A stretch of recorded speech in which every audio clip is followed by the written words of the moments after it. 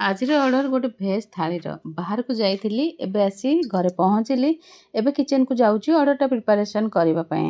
ୟାର କିଛି ଏମିତି ଘଟଣା ଘଟିଥିଲା କି ଗତକାଲି ରାତିରୁ କଷ୍ଟମରଙ୍କର ଅର୍ଡ଼ର ଆସିଥିଲା। ମୁଁ ତ ଏମିତି ତାଙ୍କୁ ମନା କରୁଥିଲି, କହିଥିଲି କି ମୋର ଟିକେ ବାହାରକୁ କାଲି ସପିଂ କରିବା ପାଇଁ ଯିବାର ଅଛି, ତ ମୁଁ କରିପାରିବିନି ଅର୍ଡ଼ରଟା। କିନ୍ତୁ ସେ କହିଲେ ମ୍ୟାଡ଼ାମ୍ ଲେଟ୍ ହେଲେ ବି ଚଳିବ, ଆଉ ଓଡ଼ିଆ ଖାଇବା ଖାଇବାର ବହୁତ କ୍ରେଭିଂ ହେଉଛି। ମୁଁ କହିଲି ଭେଜ୍ ଥାଳିରେ ବହୁତ ସାରା ଆଇଟମ୍ ବନେଇବାକୁ ପଡ଼ିବ, ଆଉ ବାହାରୁ ଆସିକି ଏତେ ସବୁ ଆଇଟମ୍ ତ ବନେଇବା ପସିବୁଲ୍ ନୁହଁ।